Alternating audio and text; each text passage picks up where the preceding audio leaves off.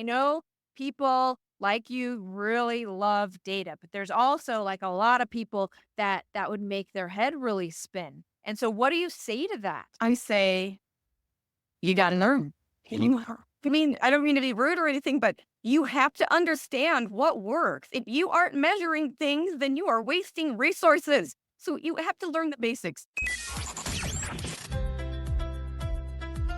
Are you ready for next level growth in your business? Welcome to the Millionaire Maker Show, where we pull back the curtain on the exact strategies, tools, and mindsets that build $1,000,000 empires. If you're hungry for more time, more freedom, and a whole lot more impact, you've come to the right place. Buckle up, because we're about to ignite your business journey. Now, here's Lindsay.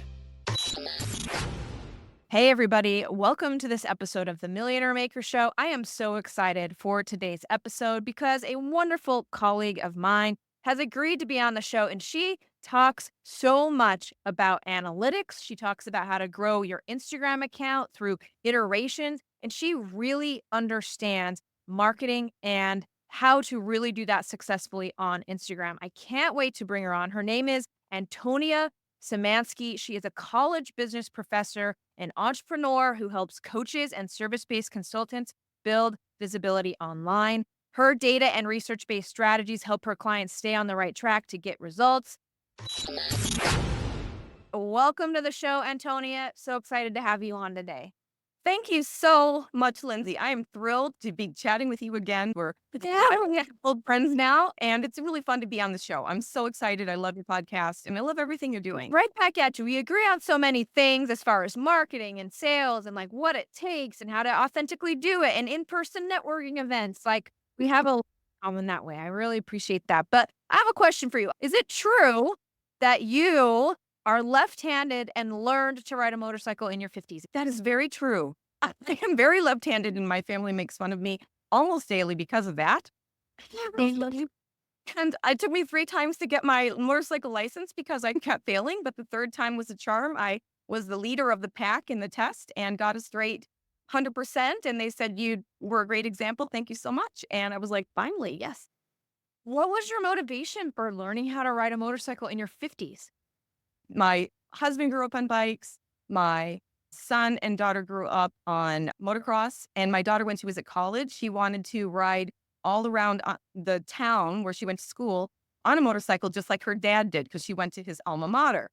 And so she came home and said, "I would like to get my street license." And I said, "Oh, yay, mother-daughter time. I'll go with you."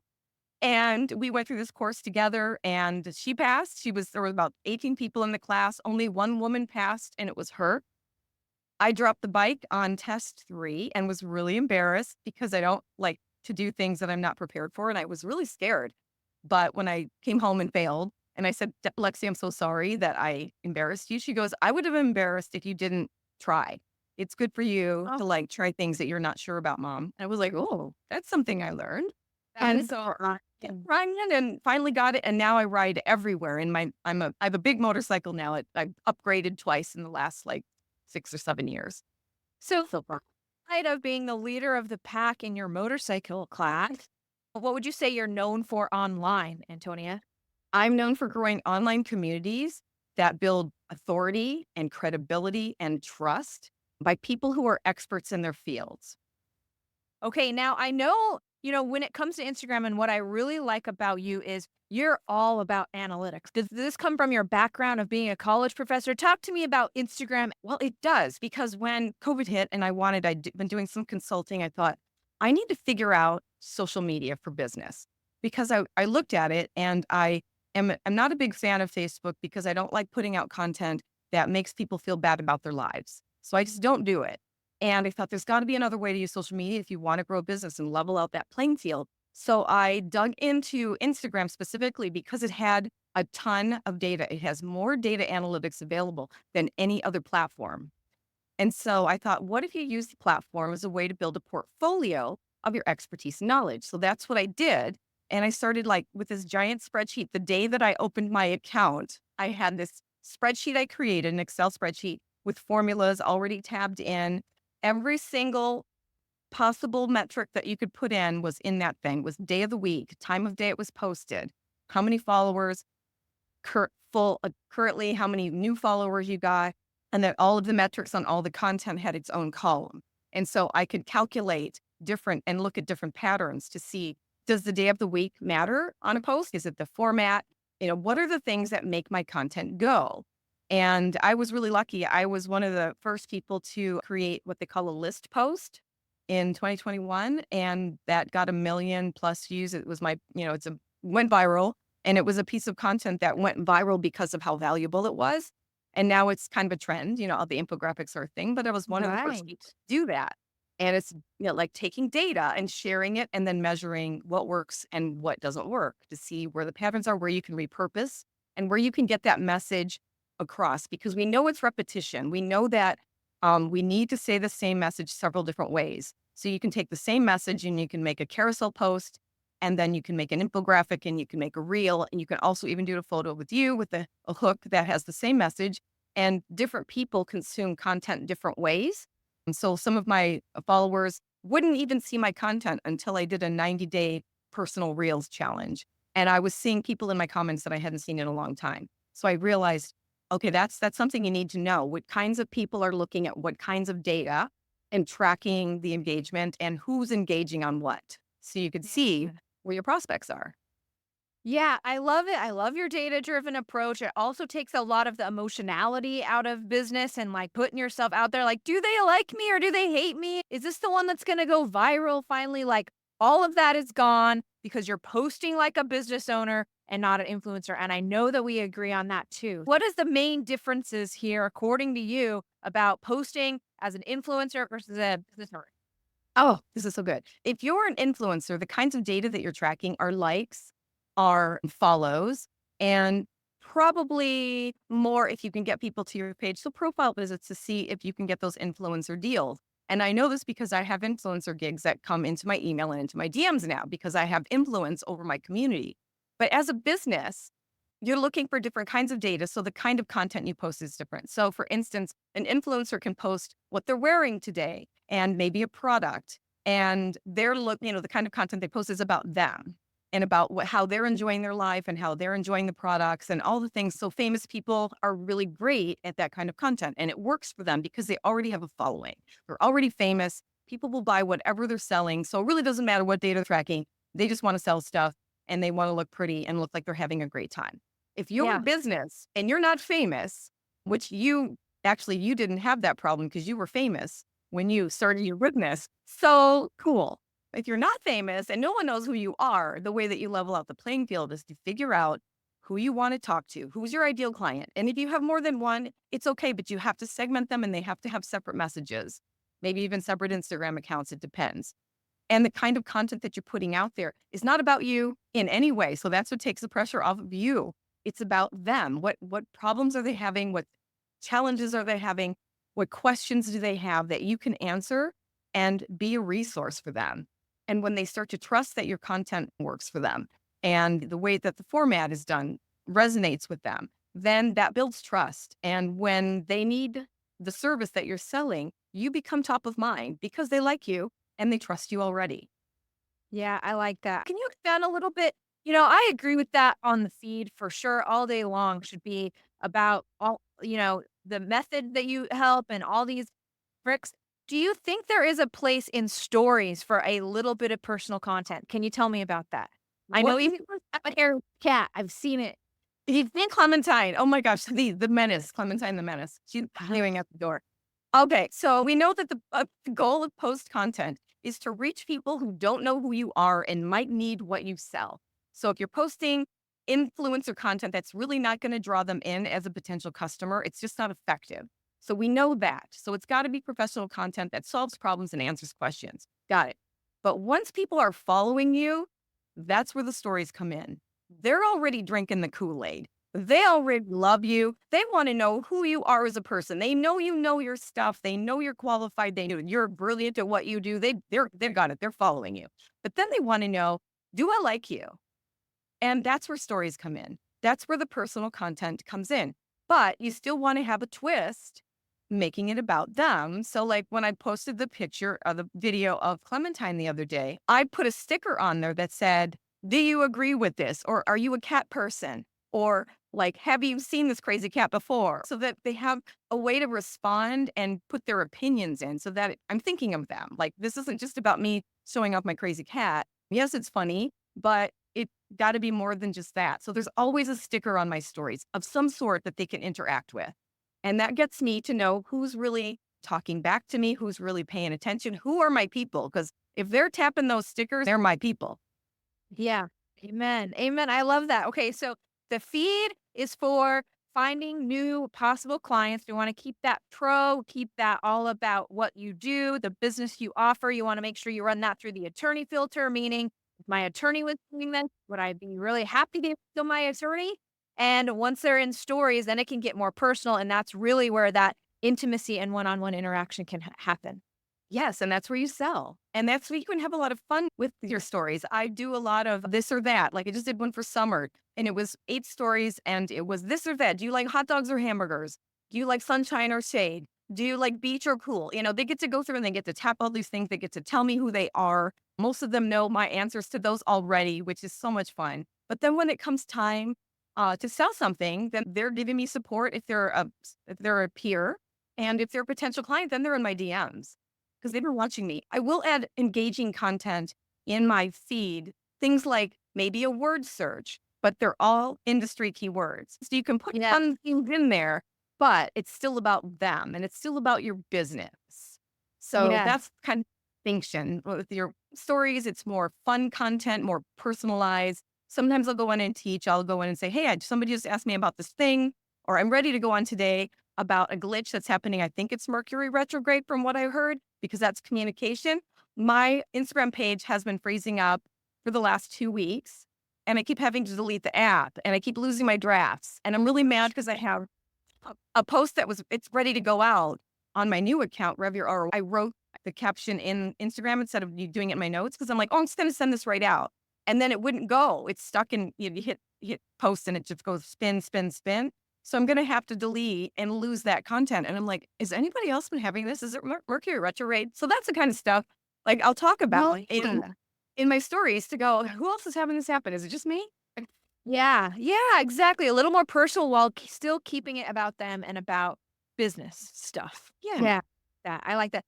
Okay, let's go back to analytics. Okay, so you described a little earlier all about the spreadsheets and all the wonderful, amazing things. And I know people like you really love data, but there's also like a lot of people that would make their head really spin. And so, what do you say to that?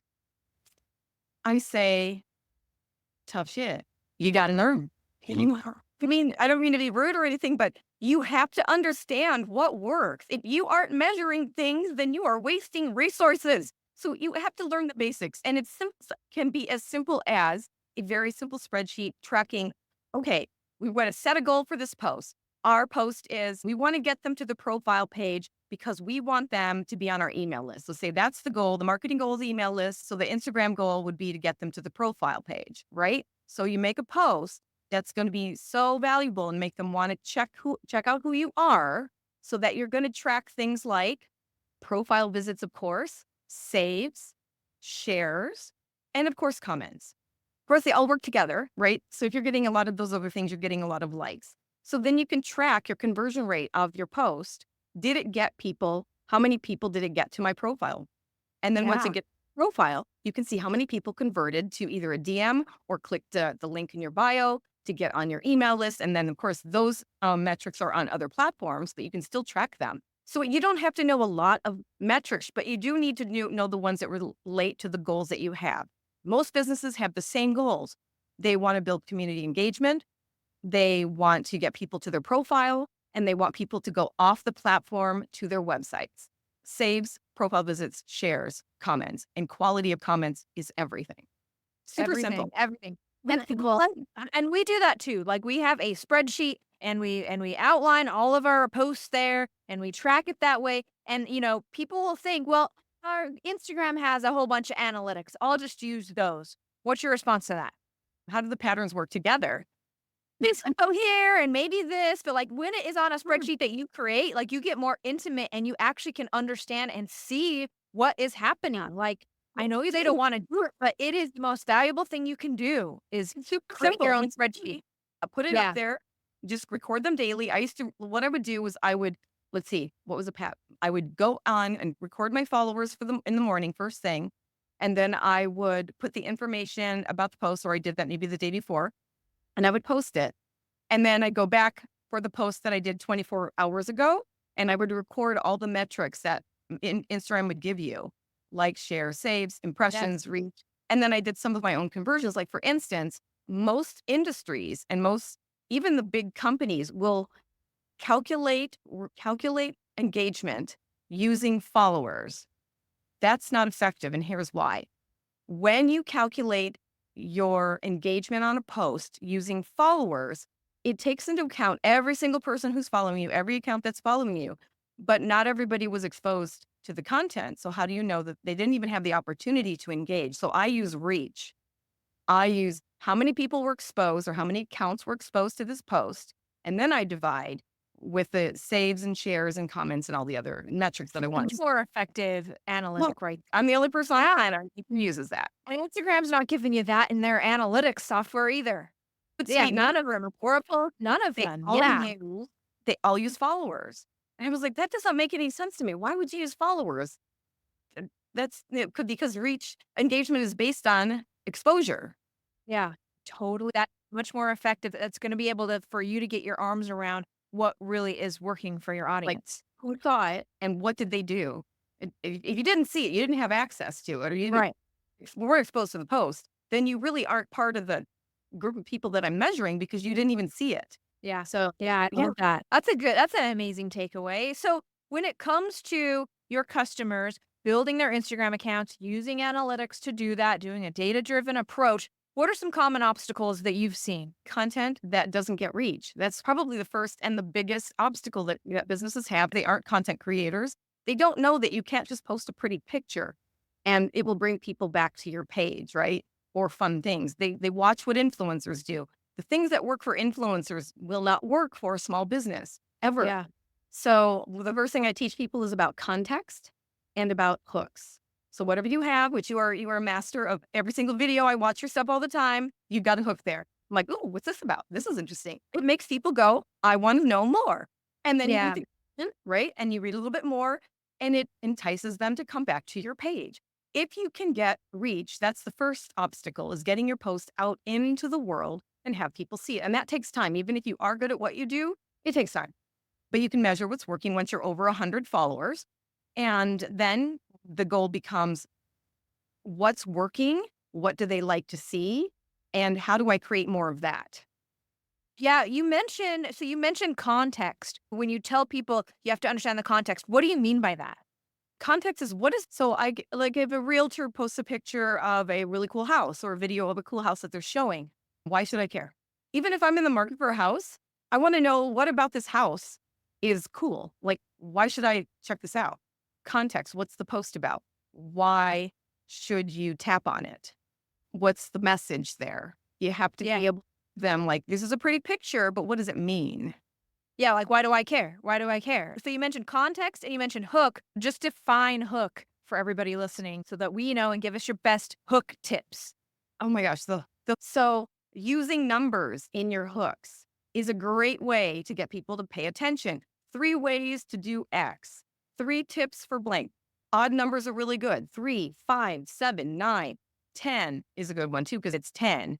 Using you in your hooks. So anything that makes people think about the post in another way. For instance, busting myths, why you should never do X, why you're making this mistake, why you're not getting these results.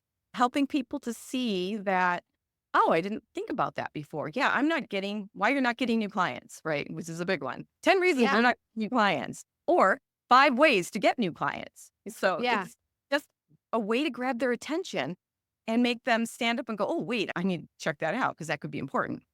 Yeah, essentially in this world where we have less than a goldfish kind of attention span, right? You got 6 or 7 words for them to really start paying attention to you. But if you hook them in those 7 words, they'll stay with the post or with the video for the whole time. So you just have to really think about those 7 words. I like the way that you described it there. Thank you. And if you put your most important things, messages up front, then they're more inclined to keep watching. And then if you add something to the end, like if you're doing a video, you give them something really juicy up front and you say, oh, wait to the end to get the second tip. Keep Yes. on for the whole way. I So love it. yes, books are so I love important. Yeah, they are so important. I do my I batch my content out and I post a bunch of business related content with really great hooks. Then I fill out my spreadsheet and I figure out which ones have the most engagement and all this stuff that we've talked about. What next? Then what? Then What do you, I do with that information? then you analyze it. Which ones are working? What's working? Oh, I have this post that did, it was a list post and it was 40 ways to, I don't know, 40 ways to get clients on stories. I actually did that post and it did really well, actually. Like 20,000 was what I think the reach was.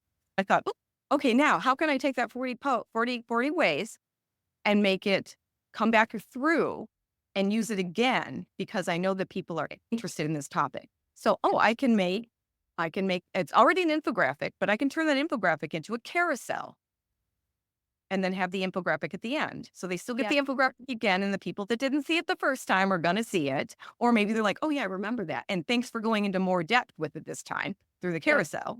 Yeah. I can do a reel of me talking about 40 ways to use your stories to get more clients.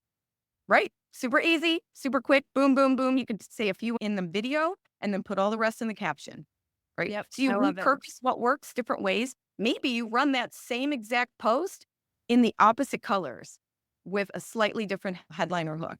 Because my Yes. colors are, when you have lights and darks, you flip it and you post it again. You might not even need to change anything, but you can change the headline if you want to.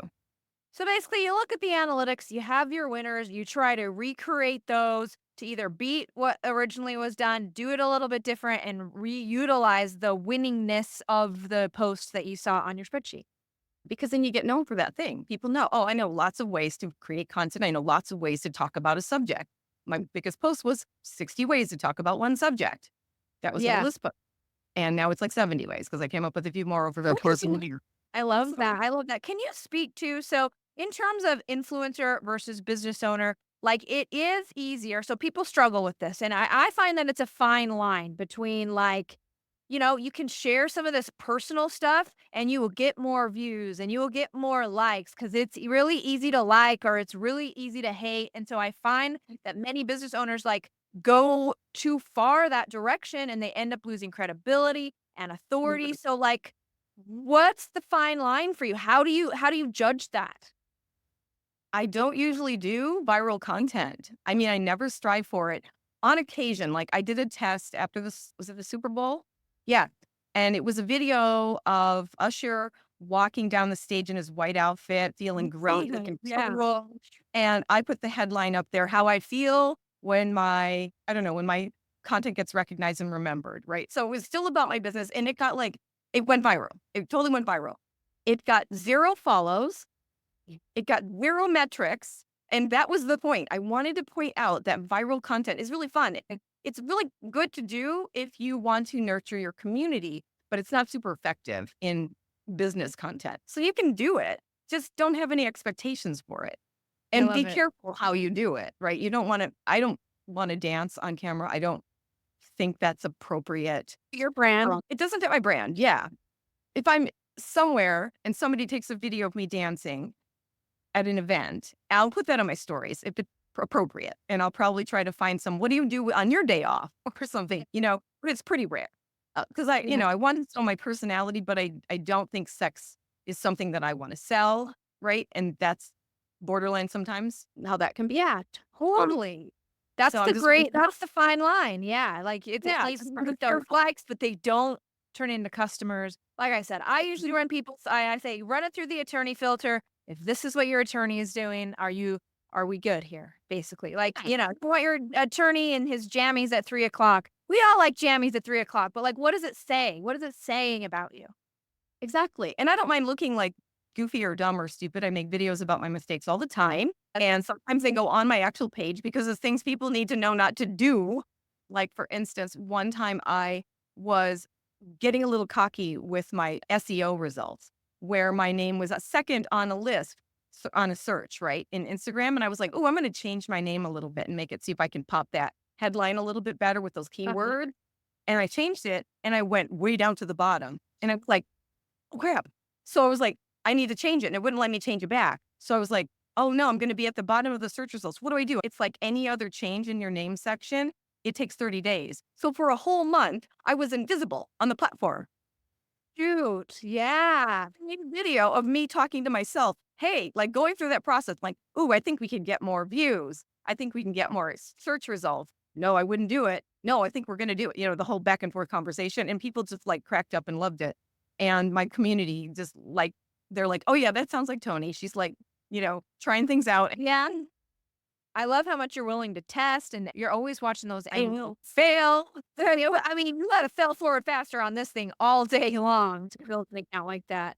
What would you say, business-wise, what is something small business owners can be doing every day to nurture and to build their Instagram accounts? Is there something you do every day?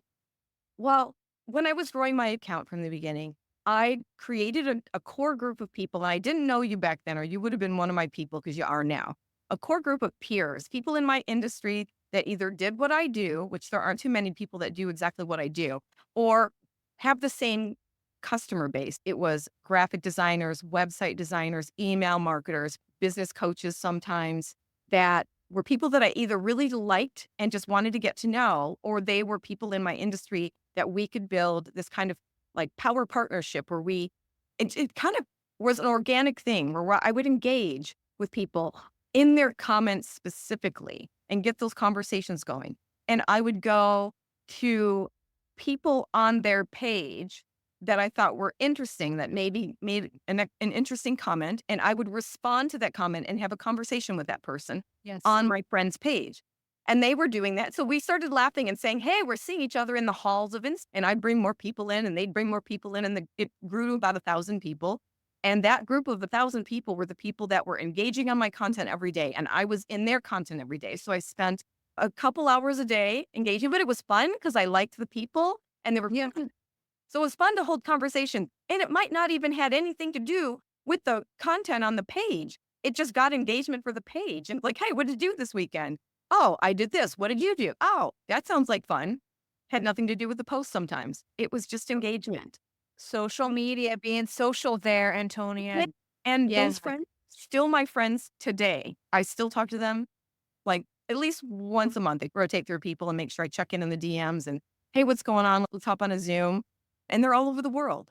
So those, that really will build an account, and it builds your business and builds friendships that will help you deal with the loneliness and the isolation of social media marketing. And not only that, it'll help you build a community on Instagram that will even it benefits the algorithms too. All this talking back and forth. Algorithms love it. Builds your credibility because there are people in your industry that are usually saying, this is amazing. Thank you so much. I never thought of that. This is great information. So when my prospects go to my page and they see these comments by these legit accounts that are, usually bigger than me, they're like, okay, she's legit and she knows what she's talking about. I think I can trust her. Now let's see what's in the stories, see if I like her. Yeah.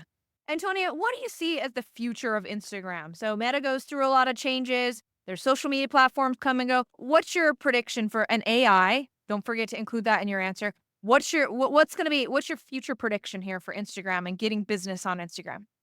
Well, they don't have a good reputation because they've been copycats of almost every other platform out there. So I'm going to hold off and see what else is coming. I know that AI is of course the wave of the future, and using it the right way is key. So not using it to create content, because anything that the AI platform pops out is information that's already out in the world. And so in order to stand out, you have to use content that is unique to you.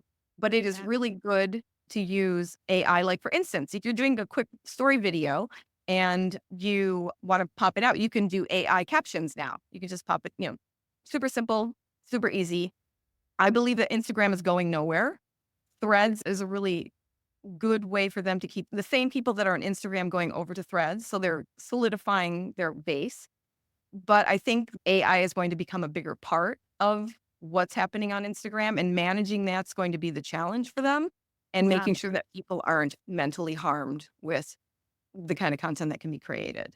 So, for my final question, Antonia, here you are. You have a successful Instagram account. You're building another really awesome Instagram account. You're really well known in your community. What is one thing you wish you would have known before you started this whole journey?